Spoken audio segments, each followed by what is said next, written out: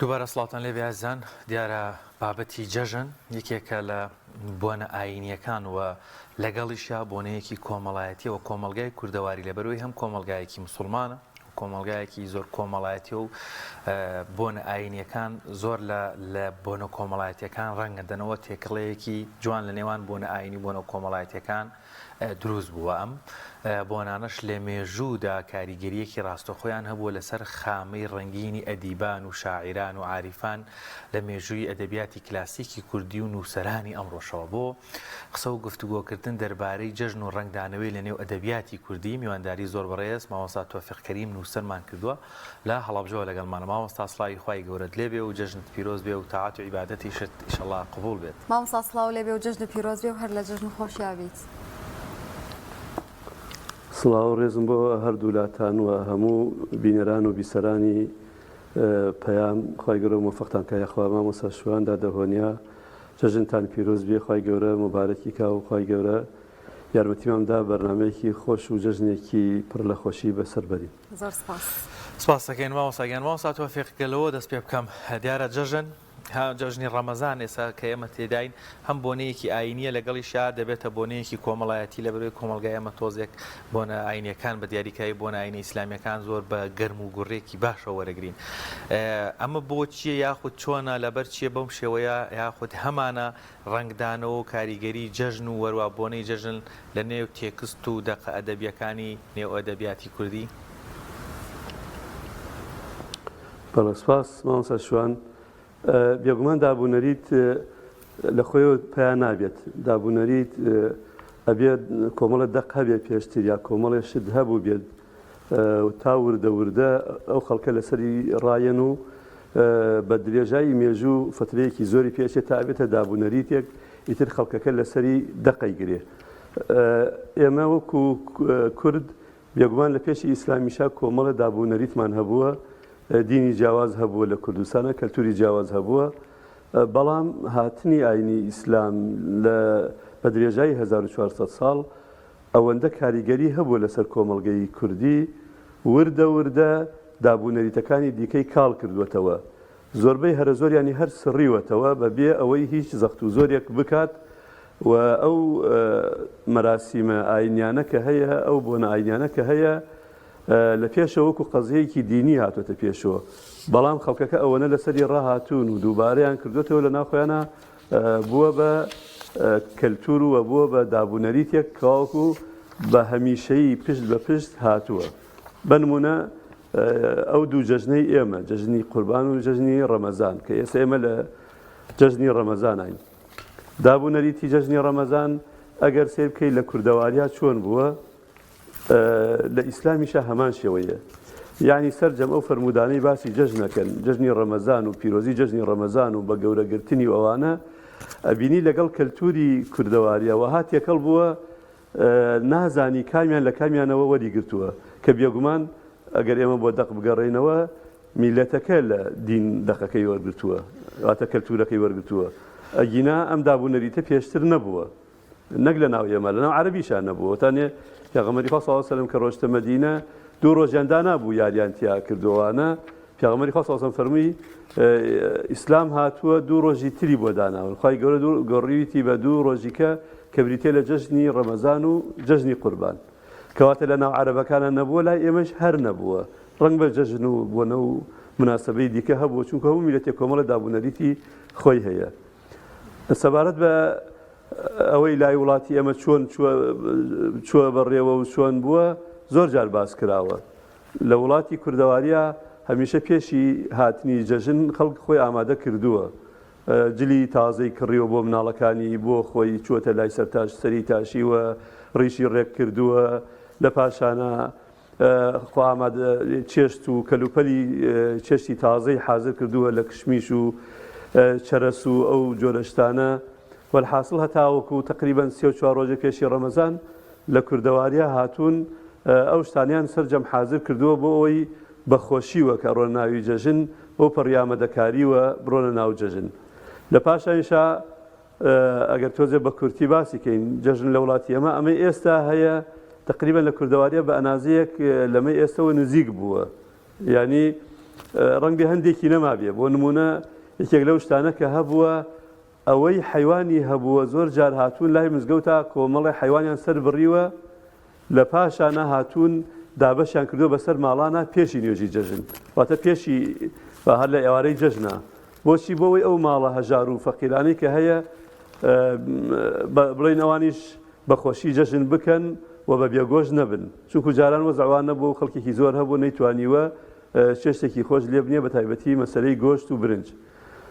خاڵێکی تر کە هەبووە لە جەژنا لە ئێوارەکەیەوە سەڵاکردن دەستی پێ کردووە جاران ئەوە نەبووە ڕادیۆ و تەلەڤیزیۆن و ئەم شتانە ببێ یەکێک هاتووە چۆتە سەری مزگەوت یان سەر بەرزایەک لە ناو لادیەکە یا لە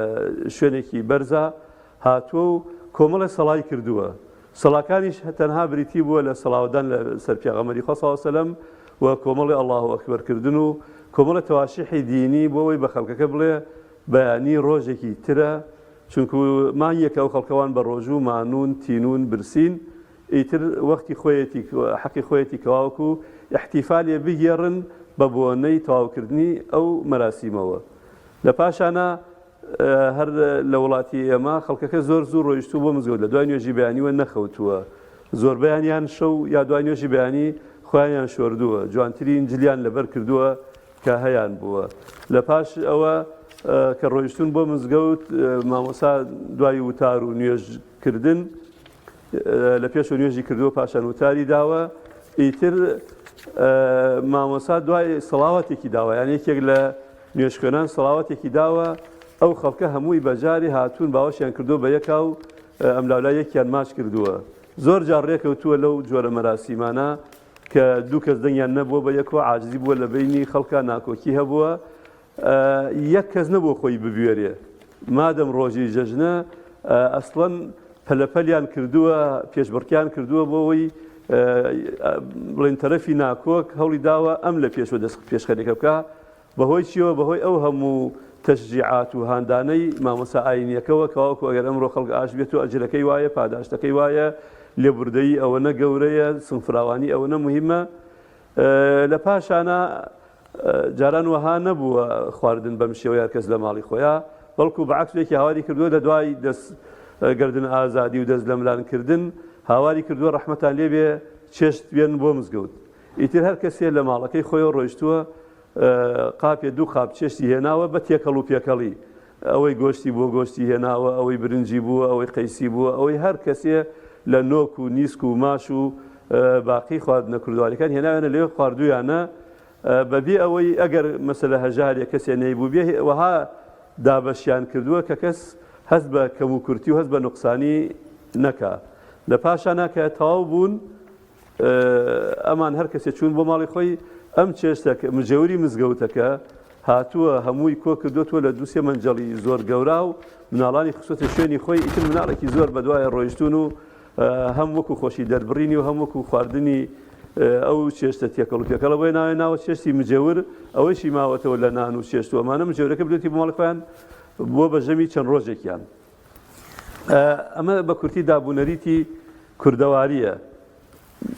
بە دڵنیاییەوە هەموو ئەم دابوونەریتانە ئەگەر ئێمە سیرکەین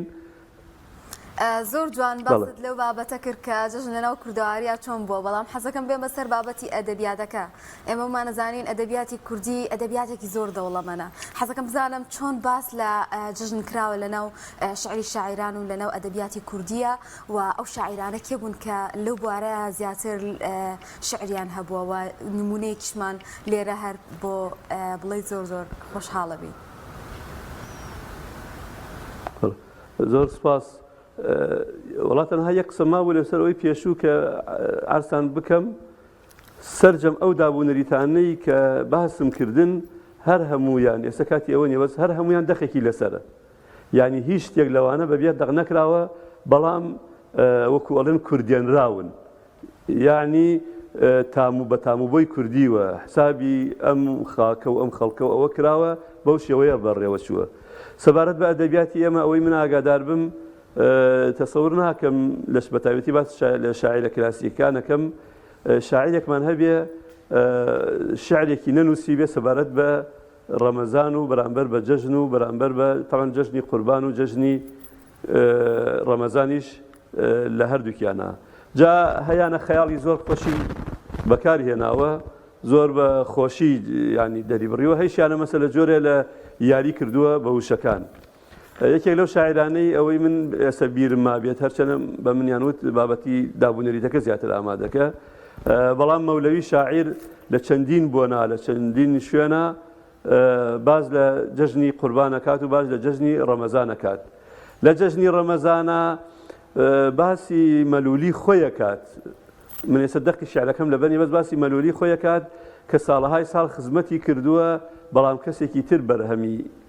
خزمەتەکەی خواردووە ئەڵێ ڕێگوک و ڕەمەزان و شەوال وایە شیشەڵان وایە هەرچی مانوبوون و زەحمەت و ناڕەحەتی هەیە خەڵکەکە لە ڕەمەزانە یەبەسەریە کەچی شایی دەربڕین و خۆشیەکە لە شەوالایە لە قوربانن جەژنن شادیەن چی ڕۆی ئازادی دەست لە ملانان ڕۆی ئازادیەن ئەوە یەکێکە لەو شیعرانی کەواوەکو وابزانم زۆر لە گۆرانی بێژەکان کردویانە بە گۆرانی و وتویانەتەوە کە خۆیەکا بە قوربانی خۆشەویستەکەی و لەگەڵ قوربانەکەی ترات یەکەڵی ئەکات و کە ڕۆژی ئازادیە هەموو لا یەکتر ئازادکەین باقی شاعرانی کەش ئەوەی من یادم مابێ عەرزم کردن بە بنیان و بابەتی دابوونەریتەکە ئامادەکە باقی شاعرانی کەش هەر هەمویان وا نازانم لە مەحوی بگرە نالی بگرە هەمویان بە شێوەیەک لە شێوەکان بەکاریان هێناوە مەوزوعی جەژنیان باس کردووە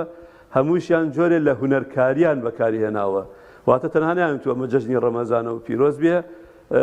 بەستویان تۆ بە مەوزوعێکەوە مەسەلە ئەمڕۆ کە جەژنە وەختی ئەوەیە کەواوەکو هەموو کەسێک خەڵات بکرێتەوەتە خەڵاتی من بریتێ لە لیقا و دیدار و وەسڵی جەنابێت بە خۆشەویستەکەی وتووە ئەمڕۆ کە ڕۆژی قوربانیە من ئامادەم گیانی خۆم بکەم بە قوربانت حەزەکەم بم بە قوربانت بۆ ئەوەی خوێنەکەم بکەی بە خەنە و بیکەیتە دەست و پێت بەم جۆرانە یعنی هینیان دەربڕیەوە هەستی خۆیان دەربڕیەوە بەرامبەر بە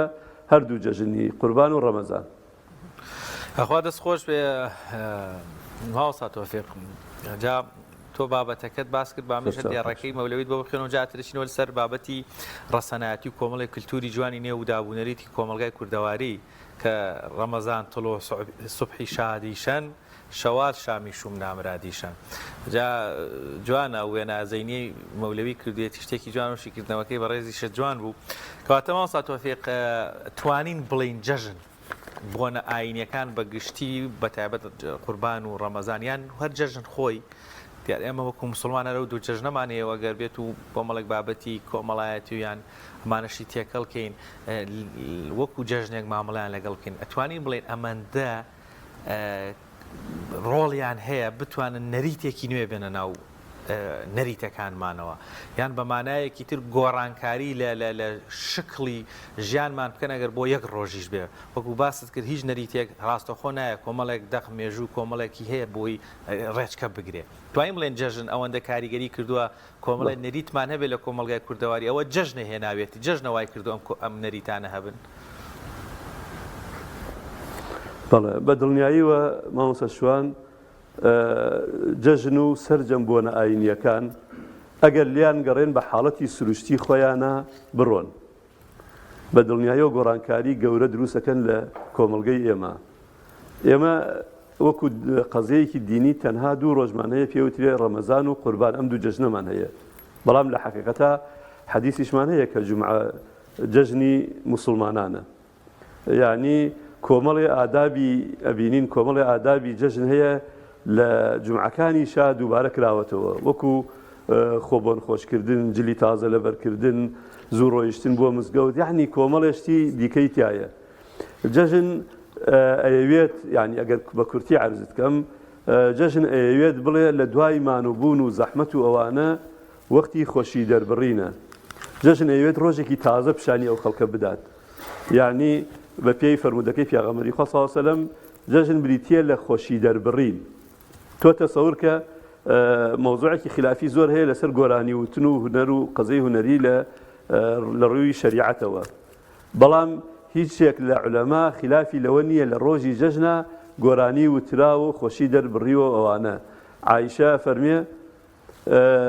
لە ماڵەکەما جەنابتان نەزانن جاران ماڵ بریتی نییە بۆ لە سی ژوور و ئەم قەرەباڵقی ئێستا ماڵەکەی ئەو بریتە بۆ لەو حجرەکەی عایشە زۆر مەشهورە ئەڵێ لە ماڵەکەما ڕۆژی جەژن بوو دوو سێ مناڵ هاتبوون کچۆڵە هاتبوون دەفیان لێ ئەدا و گۆرانیان بۆ وتم پیاغەمبەری خۆی صلی الله لەو لاوە پاڵ کەوتبوو ڕووی کردووە ئەو لاو سەری داپۆشی بوو ئەوانیش گۆرانیانە وت و خۆشیان دەرەبڕی بۆ من لەو وەختە ئەبوو بەکر کە باوکی ئەکات خۆی لێ ڕازی بێ هاتە ژوورەوە گوێی لە دەنگی بڵێن دەف و گۆرانی ئەومانە بوو کردی بە هەرا فەرمووی چۆن لە ماڵی پیاغەمبەری خوا صلی الله علیه و سلم ئەم ژەن و شتە لێ ئەدرێ پیاغەمبەری خوا صلی الله علیه و سلم هینەکەی لە خۆی لا برد و ڕووی کرد ئەبوو بەکر فەرمووی ئەبوو بەکر وازیان لێ بێنە ئەمڕۆ جەژنە ئەمڕۆ جەژنیانەوە با خۆشی خۆیان دەرببڕن واتە ڕۆژی جەژن لای مسلمانان ڕۆژێکی ئاسایی نییە کۆمەڵە شتی تیا مەجال دراوە کۆمەڵە دەرفەتی تیا دراوە سەبارەت بەوەی ئایا جەژنی کە هەیە ئێمە عەرزمان کردن ئێمە جەژنی دینیمان هەیە کە ئەم دوو جەژنەیە بەڵام جەژن کە بە معنای خۆشی دەربڕین بێت خەڵکەکە ئەتوانێت هەر ڕۆژێکی تر مناسبەیەکی تر لە فڵانی شەبێتەوە لە وڵاتی کوردەواریە هینمان زۆرە مناسبەمان زۆرە وەختی خۆی هەبووە کابراکە لە خەلەو خەرمان بووەتەوە جەژنی خۆی کردووە لە جوود بووەتەوە جەژنێکی یانوتە خۆشیێکی خۆیانیان دەربڕیوە کە فەسڵی سەرما و سۆڵە نەماوە و بەرەو گەرما ڕۆیشتون جەژنێکیان کردووە سەرجەمەمانە بریتە لە جەژنە کۆمەڵایەتیەکان و خۆشی دەربڕین بەو بۆنانەوە و هیچ ئیشکالێکی تیان نییە بەڵام ئەوەندە هەیە ئێمە بیرمان نەچێ ئەو کاریگەریەی بۆنەی دینی هەیەتی لەسەر کۆمەلگا بە تایبەتی لەسەر کۆمەلگەی کوردەواری کە بە تەواوی لەگەڵ دینە تەفاعلی کردووە هیچ با بڵێن شتێکی تر هیچ دابوونەرێتێکی تر نیەتی تۆ تەسەور کە مامۆستا شوان سەیری کتێبە کۆنەکان بکە لە ناو کوردەواریە دەیان مناسبەی تر هەبووە دوایی ئەگەر زینوش بکرێتەوە لە ئاستێکی